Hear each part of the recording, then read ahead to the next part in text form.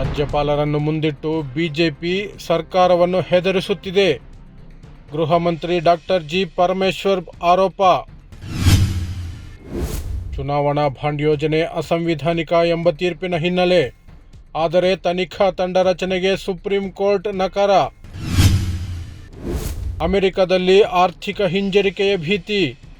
ಭಾರತದ ಷೇರುಪೇಟೆ ಬಿಎಸ್ಇ ಸೆನ್ಸೆಕ್ಸ್ನಲ್ಲಿ 700 ಅಂಕಗಳ ಕುಸಿತ. ಹೂಡಿಕೆದಾರರಿಗೆ ಸುಮಾರು 4 ಲಕ್ಷ ಕೋಟಿ ರೂಪಾಯಿ ನಷ್ಟ. ಪಾದಯಾತ್ರೆಗೆ ಅನುಮತಿ ವಿಚಾರದಲ್ಲಿ ಯು-ಟರ್ನ್ ಹೊಡೆದ ಸರ್ಕಾರ. ಮೊದಲು ನಿರಾಕರಣೆ, ನಂತರ ಈಗ ಅನುಮತಿ. ವಯನಾಡು ಪ್ರಕೃತಿ ವಿಕೋಪ. ಕಾಂಗ್ರೆಸ್ ಪಕ್ಷದಿಂದ 100 ಮನೆಗಳ ನಿರ್ಮಾಣ ಘೋಷಿಸಿದ ರಾಹುಲ್ ಗಾಂಧಿ.